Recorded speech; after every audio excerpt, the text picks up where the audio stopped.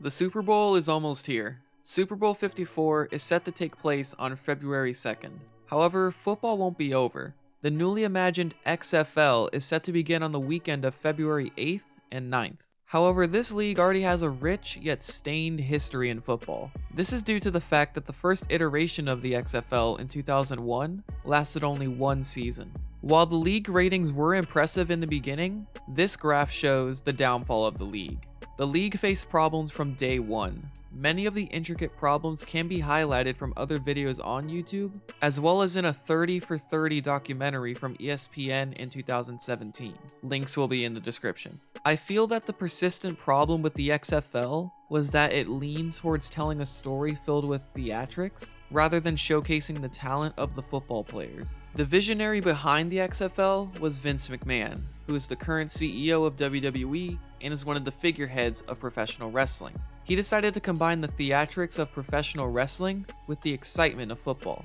While this might sound great on paper, in the end it was a disaster, as NBC and the WWF at the time lost $35 million on their $100 million investment. However, 19 years later, the reimagined XFL is set to kick off again. There will be hurdles to overcome, but the XFL has the potential to be successful. Today I'll be talking about everything you need to know about the XFL before kickoff on February 8th.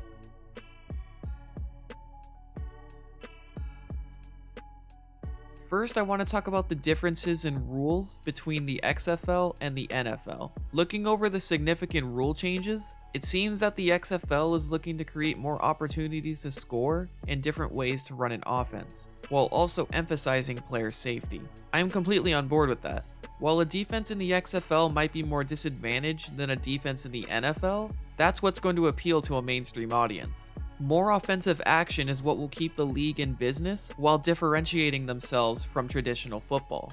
Anyway, let's look at these rule changes. Let's start with changes to special teams. On kickoffs, the ball will be set at the 25-yard line. In the NFL and college football, it's at the 35-yard line. However, members of the kicking team, excluding the kicker, will line up at the receiving team's 35-yard line, and blockers on the receiving team must line up at the 30-yard line. Only the kicker and returner can move until the ball is either caught or 3 seconds after it hits the ground. In the NFL and college football, in recent memory, kickoffs have been minimized to maximize player safety, which is great, but it just makes kickoffs so predictable and not exciting most of the time. The XFL's version allows the returner more space to return the football, so there will likely be more return touchdowns, or at least more exciting returns. Also, as the blockers are not allowed to move until the ball is caught, along with the new formation, injury risk should drop as they are not running at full speed towards each other. More notable rules include kickoffs that go out of bounds or don't reach the 20-yard line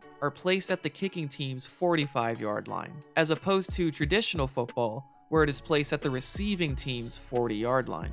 That's a 15-yard difference, so short squib kicks have essentially been eliminated. Important to note, offside kicks can be requested. The last notable difference to kickoffs are the touchbacks. There will be two types of touchbacks. A major touchback, where if the kickball travels into the end zone, this results in the ball being placed at the 35-yard line. And the minor touchback, where if the ball bounces into the end zone, this results in the ball being placed at the 15-yard line. Let's quickly go to punting. If the ball is punted out of bounds, it is placed at the 35-yard line, or if it lands at a shorter distance, it is placed there instead. The major difference to me is the removal of gunners. Gunners are the players that are running towards the punt returner in hopes to scare them to take a fair catch, or maybe they time their tackle just right and are able to tackle them immediately. Of course, mistiming does happen, which leads to injuries. So the removal of gunners, along with the fact that all players must stay at the line of scrimmage until the ball is kicked, means that the punt returner has a better opportunity to score,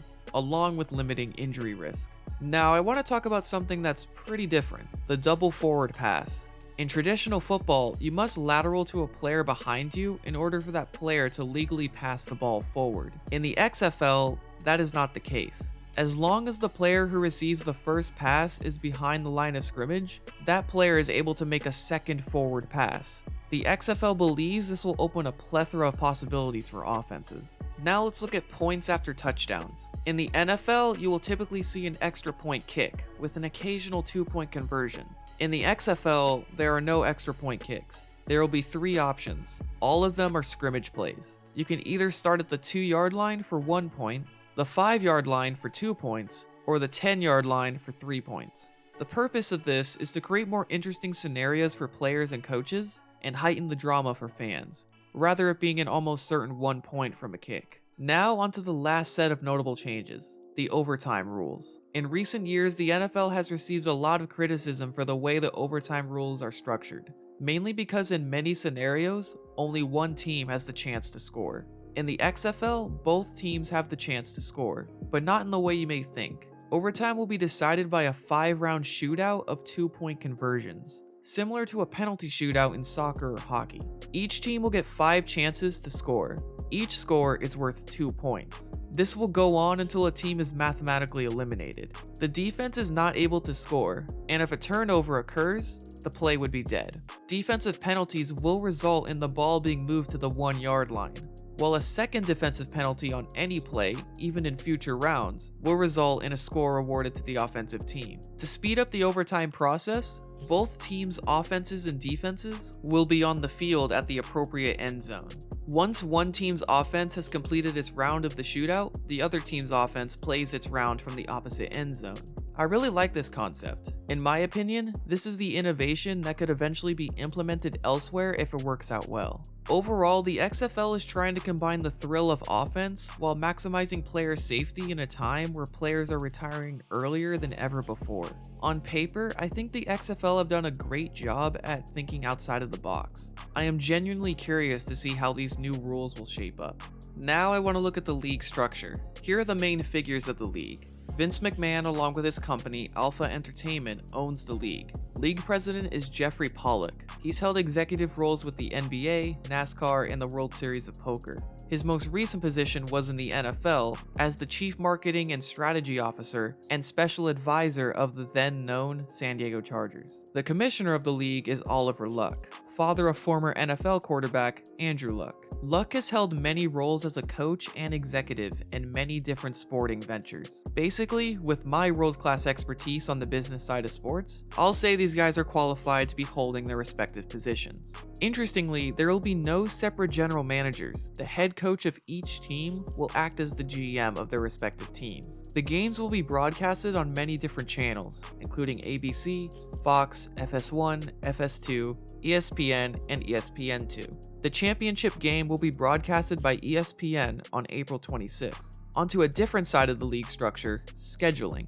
The XFL will have a 10-week regular season, with each team hosting 5 home games and no bye week. This will be followed by a 2-week postseason, featuring the top 2 teams in each conference competing in a single elimination bracket. The league will be split into 2 conferences of 4 teams, who I will talk about in a moment. Each team will play all 3 teams in their conference twice, once at home and once on the road. Each team would also then play the remaining teams in the league once. Now onto the most important aspect of the league, the teams and players. The roster size of a team consists of 52 players, 46 of which may be active on any given game day. There was a draft on October 15th and 16th of 2019. Before the draft, each team was allocated a quarterback by the league. This list of quarterbacks include familiar names such as Landry Jones and Cardell Jones. The real draft was separated into tiers by positions, which looked something like this. Now the 8 teams have a foundation to work with. Here are the 8 teams. In the Western Conference, we have the Dallas Renegades, Houston Roughnecks, Los Angeles Wildcats, and the Seattle Dragons. In the Eastern Conference, we have the DC Defenders, the New York Guardians, St. Louis Battlehawks, and the Tampa Bay Vipers. The early favorites to win the championship are the Dallas Renegades and New York Guardians. These odds are from December, so they may not be the best indicator to determine the best teams. Off of name recognition alone, I think the Renegades may have the best chance, but that is also a bad way to determine the best team. Honestly, the only way to determine the best team is to just watch the games this season. When this league was announced 2 years ago, I was skeptical of its future viability. After the AAF folded in the middle of their first season last year, that made the prospect of a successful XFL revival even more uncertain. This video was a way for me to learn about the ins and outs of this league and how it differentiates itself from the NFL. Now, I'm actually excited for the future of this league. While the AAF had money behind it, the league wasn't much different from the NFL. This league has some exciting new innovations to the game of football, along with a wealthy investor, as Vince McMahon is prepared to invest as much as $500 million, 5 times as much as his investment in 2001. Week 1 is a few weeks away, and I think everyone should give this league a chance. First impressions always make the difference, so hopefully the initial impressions the XFL makes in its revival are better received than in 2001. That's all for today. Thanks for watching.